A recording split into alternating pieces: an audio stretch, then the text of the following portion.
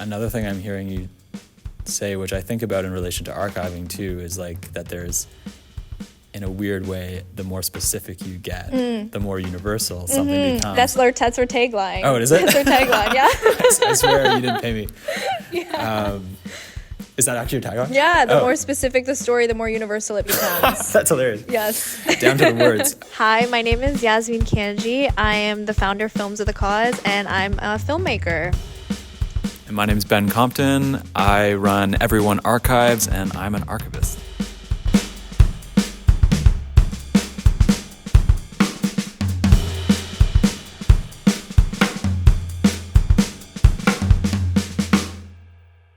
I had a question for you.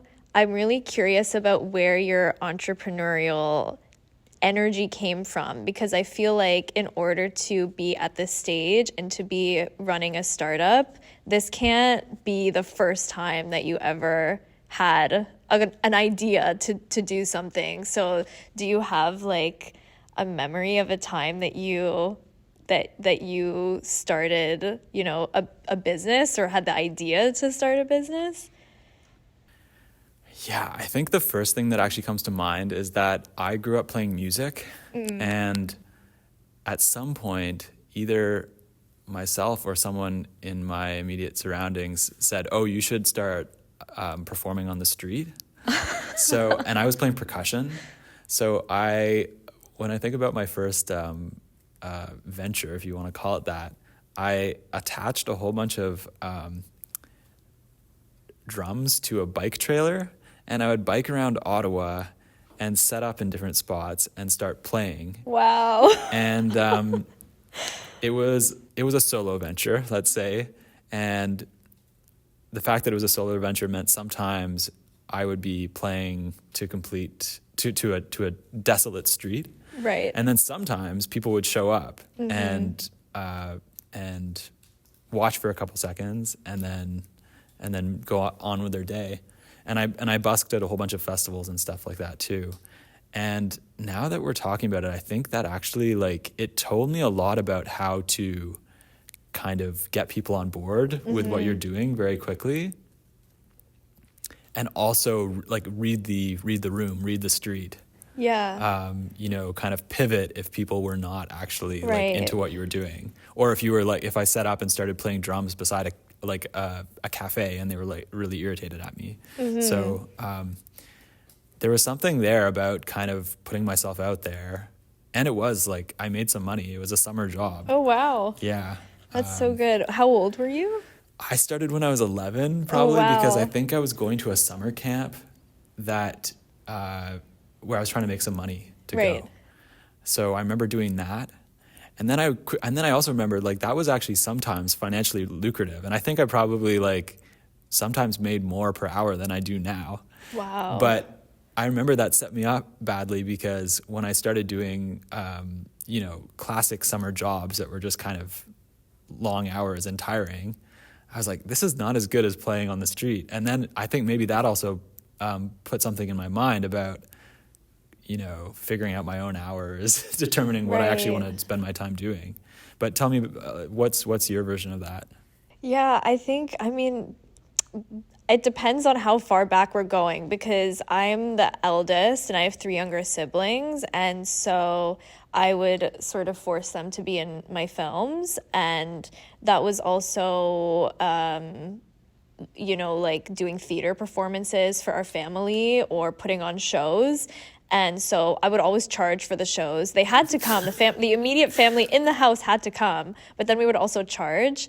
But it wasn't for us. I put it towards a charity cause. I didn't even keep it for myself. So I had that inclination from a young age as well, which is really interesting. The social venture aspect specifically, I think, is something I felt was important. Right. With literally combining art with a way to, give back or support anyone outside of myself, because I was raised to understand privilege, because my parents did not grow up here. My mom is from Guyana and my dad is from Kenya. Okay.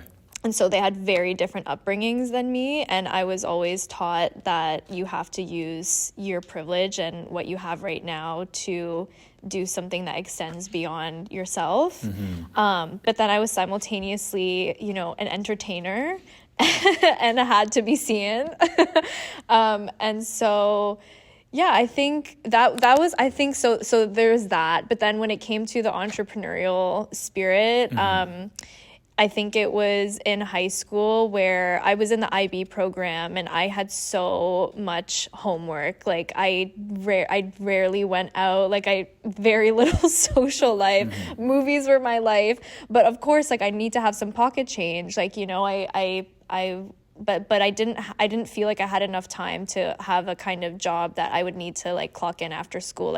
I was a part of so many extracurriculars, and so I started tutoring, and I didn't even realize that I had started a tutoring business. There was a point where I realized I was making a pretty good amount of money, and even more so than my friends that were doing just minimum wage, working more hours than I was also, and I was doing something I really loved, which was teaching. And so I think even from those early experiences in that age is when I started to realize that I really enjoy structuring my time in the way that makes sense for me and lifestyle, but also that I think it just made me feel more frustrated when I had to do work that I wasn't passionate about.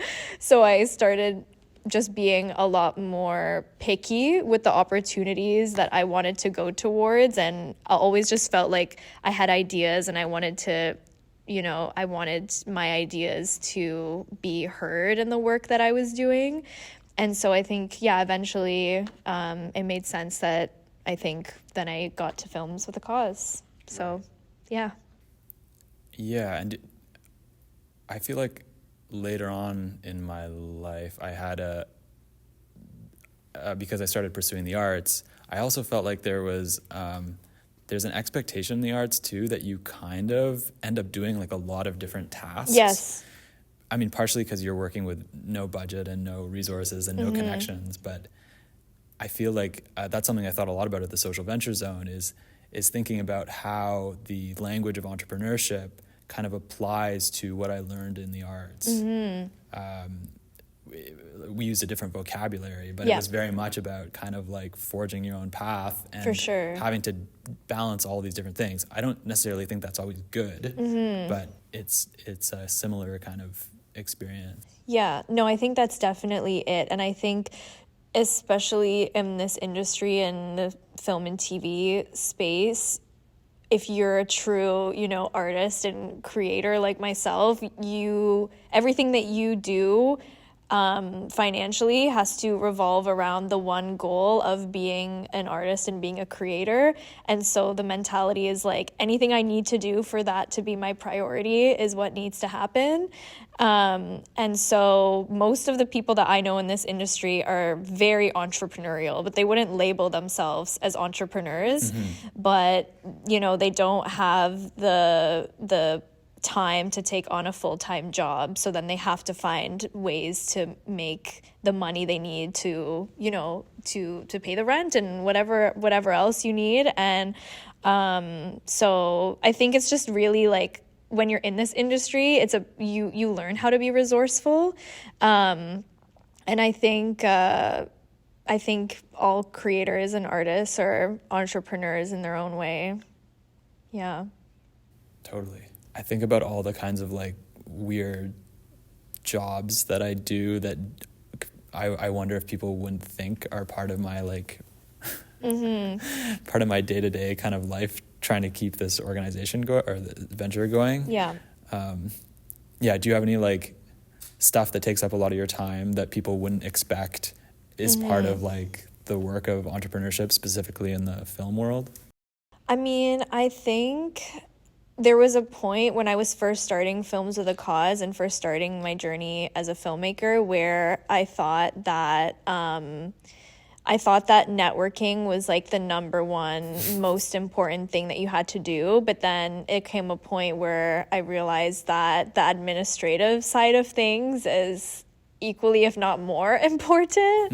And so at least for where I'm at right now, I've gotten to a point where I feel like I've built a community and I understand the way that this industry works fairly well. And now I think it's really just for me going back to basics and just being able to stay organized and being able to keep track of the projects that are going on without getting overwhelmed, and just really just going back to the basics of project management and pitching. And I think that sometimes those basics can get lost when you have something that you're really passionate about wanting to pursue, and you want to talk about it, and you want to go to the events and all of that. And I get asked to speak on panels quite a bit too. And then that preparation takes up a lot of time. But then I'm realizing, oh, what have I done this week specifically about, this project? Or so I think it's kind of just constantly trying to balance priorities. I feel like we should talk about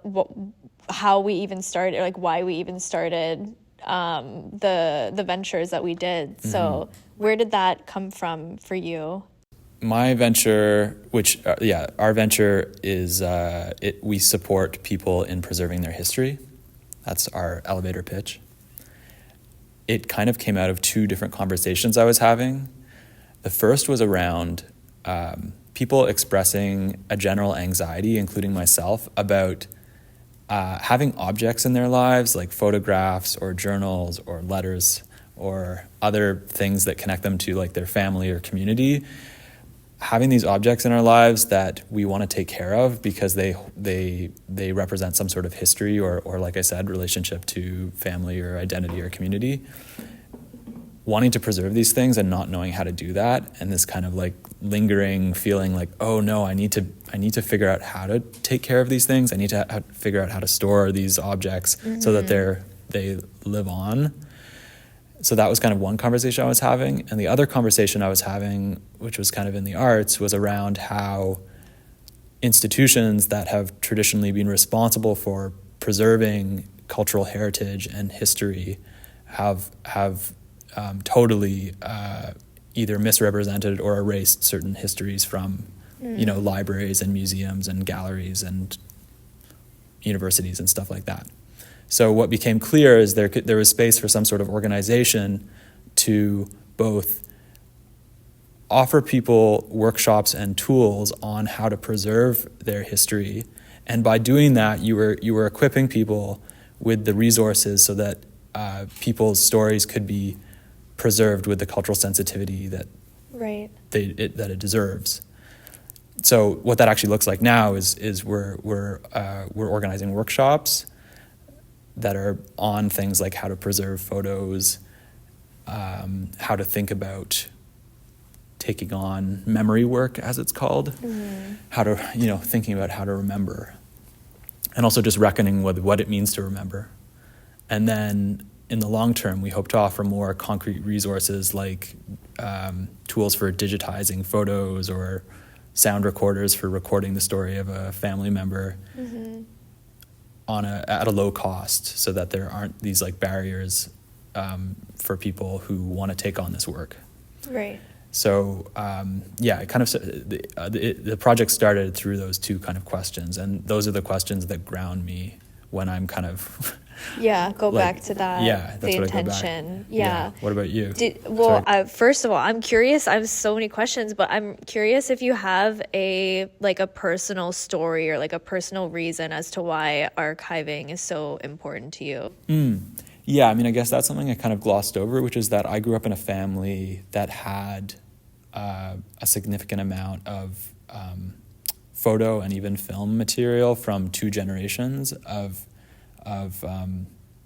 people who immigrated to Canada. And I think that instilled in me this recognition that there was something important about that process of preserving one's story. Right. And it came out of my relatives being displaced because of war and having to move to Canada. So that was the stakes were extremely high for them because aspects of their identity were denied or people were attempting to completely erase them. And in preserving their story, it was a real act of defiance.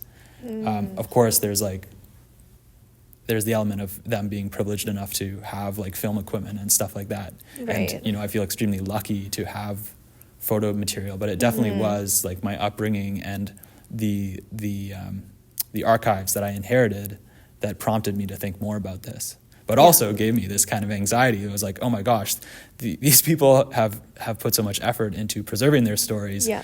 It's now a responsibility. Yeah, it's a huge responsibility. Yeah. That's so interesting. Yeah, so there's a definite personal connection, and also like in every workshop that I'm running, I'm trying to answer some of the questions that I have about how to preserve specific photographs or like, yeah.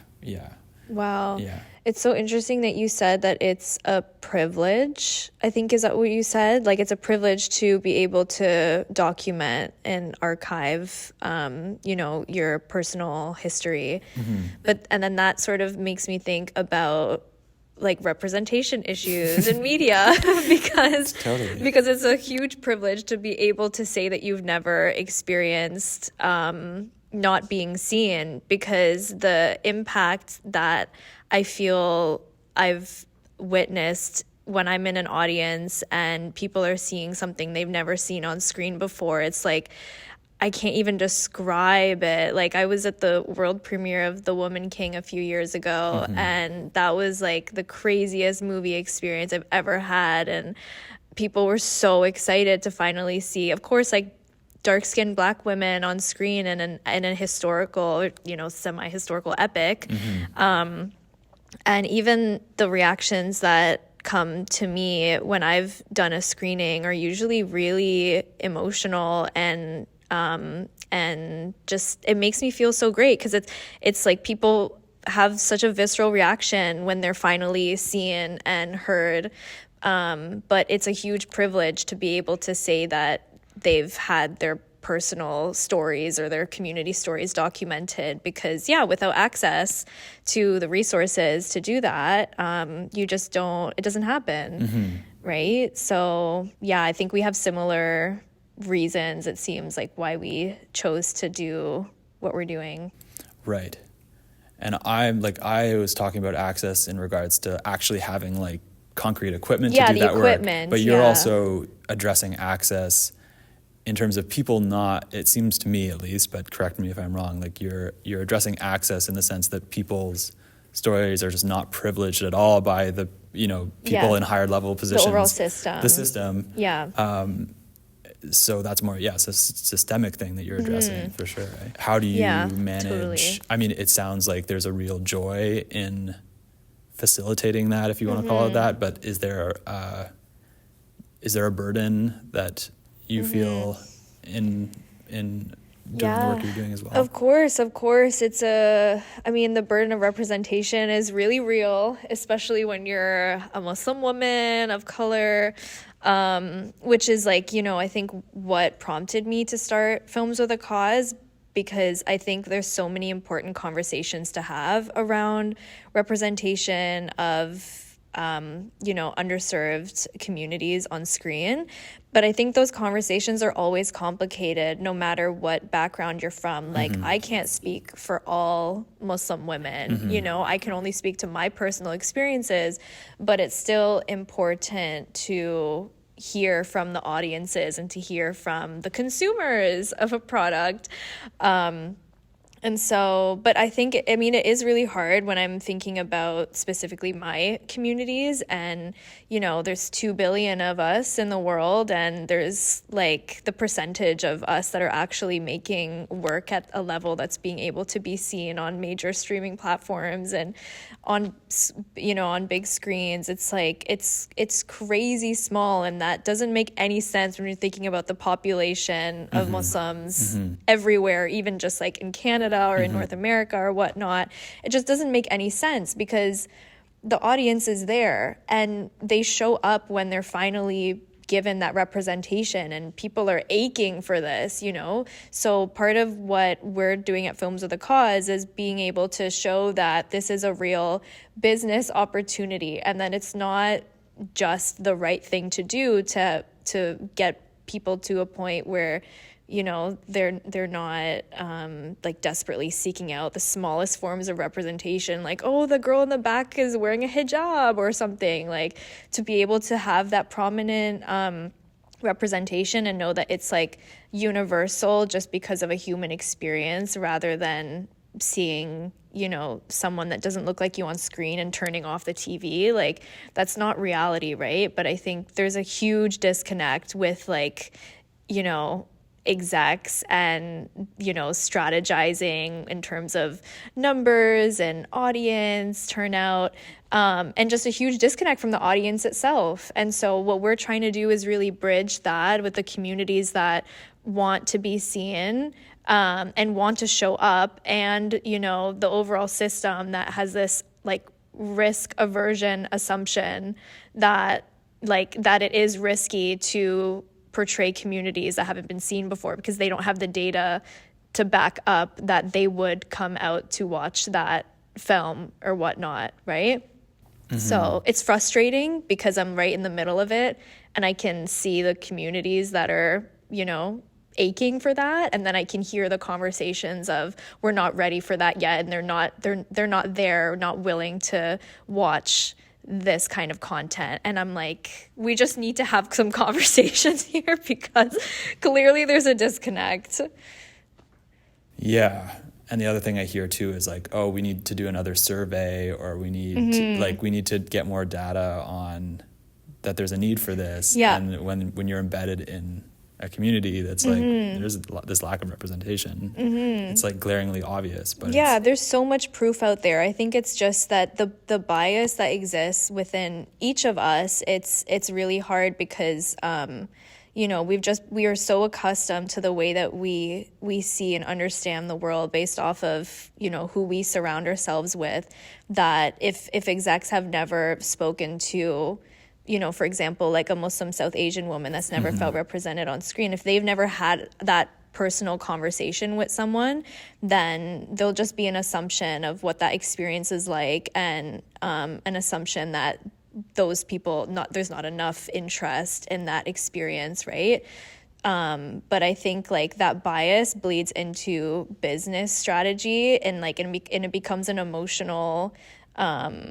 It becomes like it's emotional, like it's not data driven, which is the thing that just doesn't make any sense to me. Is if the numbers are saying these are the people that are out there and these are the people that are not represented on screen, but this is what happens when there is representation on screen, this is how they show up, but they're still saying that no, it's going to be a risk, like that's an emotional statement. It's not based on data. But a lot of this industry is very it's very emotional driven. Like people aren't really they're not really looking at like the stats, and there's just an assumption that like whiteness equals broadness, which equals universality, which equals like audience turnout. Right. Another thing I'm hearing you say, which I think about in relation to archiving too, is like that there's, in a weird way, the more specific you get, the more universal something becomes. That's our tagline. Oh, is it? That's our tagline, yeah. I swear you didn't pay me. Yeah. Is that actually your tagline? Yeah, the more specific the story, the more universal it becomes. That's hilarious. Yes. Down to the words. Yeah, I think that's such a great, just because I just said it, it's such a great tagline. But I think about that in relation to archiving because, for instance, at our workshops, when someone brings a photo album of their direct family, there's nothing more specific. Like we're looking at someone's most intimate family moments, and it generates all this conversation that is, both very specific, but people map their own experiences onto it. And in a way, like what I think about is like, this organization is called Everyone Archives. It's talking about, it's focused on archiving, but archiving is this vehicle for all this other kind of activity that happens around the subject of archiving. And it often emerges out of that, that specificity, which everyone can somehow relate to. Yeah, absolutely. And there's proof that like the specificity of stories resonates universally with film and TV specifically. Like some of the examples I use more recently in Canada are, I don't know if you've heard or seen Rice Boy Sleeves, or Okay. like Queen of My Dreams, or In Flames, and like these films in the past few years that have done really well internationally. And they're made by equity deserving filmmakers who traditionally haven't always been given the opportunity to tell their very specific stories. But no matter where they're playing in the world, like I'm talking to these filmmakers and they're shocked that, you know, Rice Boy Sleeps, for example, I interviewed those creators, and you know, it's an Asian immigrant story based in Canada, so it's very specific. But then he got a standing ovation in the Middle East. I believe it was in Morocco. And he himself was shocked to see how many people felt there was something about that story that really resonated with that community that he didn't even expect, right? But it was about like the journey that character went on, and the relationships that they were having with their family, and just like people. I mean, you know, I grew up with rom-coms where I never saw people like myself reflected on screen, but I love them, and I thought, oh, I want to be like that career woman, and I want to, you know, Devil Wears Prada was so influential for me as a young kid, and it didn't matter to me that she wasn't South Asian. I still felt really excited to see someone like the Andy Sachs character on screen. But it's just interesting how we don't see it in the flip side, that why can't a not like a someone who's not a person of color watch a story about someone who is racialized and not feel some type of affinity to that? Like, you know, it's just strange that we don't, there's like a double standard. Entirely. Yeah. But I think it does come out of the fact that white folks are not made to empathize or connect on any sort of level that's not their own, because it's like a muscle. Yeah, it is a muscle, but I feel like the really beautiful thing about art is that it opens you up to new experiences and new communities that, you know, you might not have been a part of before. So, I mean, that is, you know, again, what we try and do at Films of the Cause is connect productions to communities that they haven't had those interactions with. And I'm even saying this about, you know, I always use my short film as a case study, because there's a misconception that using consultants means that you're replacing people with lived experience in key creative roles, which is not true whatsoever. But I think I like what we're talking about in terms of specificity, because so for myself, my short film is about an Indo-Caribbean Muslim teenager who daydreams, and it's a little coming of age film, and I'm half Indo-Guyanese and my dad is East African, and so my specific experience isn't, you know, like the overall encompassing experience of what it is to be raised in a Muslim Indo-Caribbean household. And so I was really curious about what that looks like when both your parents are Caribbean, or where your mom comes to Canada a bit later and she still has her accent. So I reached out to different friends and people who are different experts in particular areas within those communities that helped me create the dialogue, from the script to coaching my actors with accents to wearing the hijab properly, you know, with wardrobe consulting. And the effect was really great. You know, people were able to pick up on all of this and reached out to me afterwards, being so, you know, excited to see those specificities. And I just feel like the authenticity that came out of it was so great, and it's something to be proud of, because honestly, as a director, I would be embarrassed to portray my community in a way that didn't resonate, you know? And so I think it's just something that people should consider, as, you know, there's of course the business sense, but also like the creative sense. Like as a filmmaker, I want the art to be reflective of the world that we live in, and I want it to be authentic, and I would be so embarrassed if it turned out that I was wrong about something, and we're in an audience and we're there and there's a question in the Q&A of why would you do this? And like, you know, I want to sort of get ahead of all of those potential risks and like learn what I can about my own community. And so I just give that as an example because there's usually a lot of misconceptions around the work that we do in that consulting world. But yeah, just a little tidbit. I'm really curious now that you're at this stage and it seems like things are going well with the workshops that you're doing. But I know that you're in school as well. So you're, I'm sure, like balancing both of that. But what do you see as like the next phase of your venture? Yeah, I think it's actually partially that the fact that I'm in school full time has made me think more concretely about my short-term goals, specifically how to bring more people onto this project, because it's not sustainable for me to be doing so much of the administration and just planning. And also, I mean, it's a community-centered project, and also it's not effective if I am the sole face of this. So that's one thing. My grand dream that I'm working towards is to open a physical space that would be devoted to archiving. I would love if it was actually storefronts so that people just walking off the street, or they would walk in off the street and encounter the kind of work that we do for the first time and realize how it applies in their lives potentially.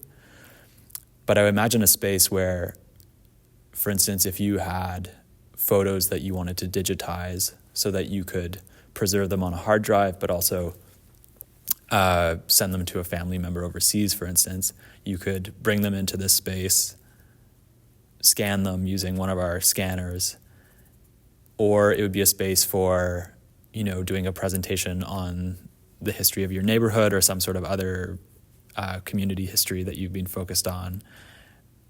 And also just a space for people to connect around the shared interest in archiving. I really think that space could be like a really useful thing in bridging the gap between the archiving work that people are doing often off the side of their desks in the privacy of their own home. So long-term goal is to actually have a space. But I mean, you know, there's all sorts of steps to get there, mainly financial too, like how to secure long-term funding.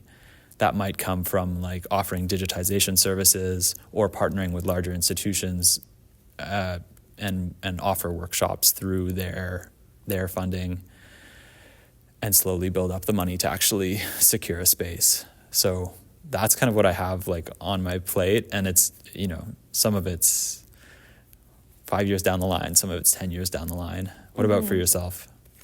I mean, with Films with a Cause, I think we're at a really exciting point right now because we spent years doing the research and we've been able to publish a guide. It's called Back to Ones. That's right. Yes, and we launched at Primetime earlier this year, which was awesome. You know, really great to have a platform like Primetime to launch. And so we know exactly the gaps and we see what the problems are and we see what is needed. We see what the producers are looking for and the showrunners. And so now we're just at a point where we are, you know, we're doing preliminary workshops and just getting the industry accustomed to this concept, because in the States and like our mentors are actually, you know, like Hollywood folks like Gold House and actual cultural institutions in the States that are doing consulting for authenticity, and that doesn't exist over here. And so it's still a concept that seems like a new, innovative approach, but really it's just, you know, another part of business strategy when you're thinking about an overall thriving industry where the stakes are high, right?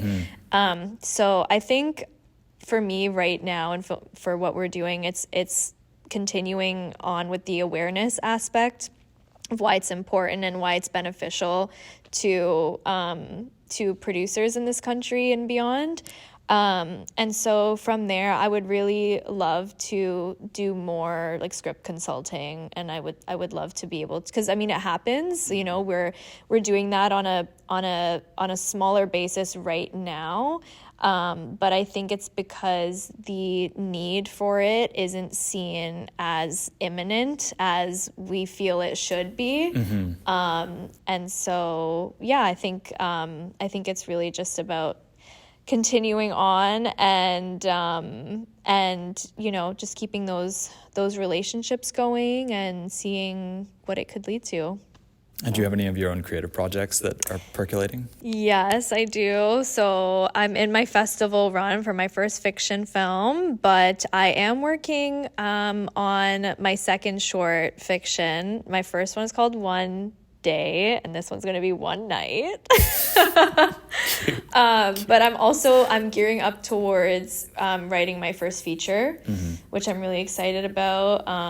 And some folks have been asking about the short as a series. So I'm kind of at a situation of just like, I'm just throwing spaghetti at the wall at this point with the creative and just seeing, you know, what is able to stick. Because of course the funding it's not always easy. It's not always easy. No, to put it mildly, yeah. Yes. Yeah. But yeah, really good things to look ahead to. So yeah, I'm glad we did this. It was a lot of fun.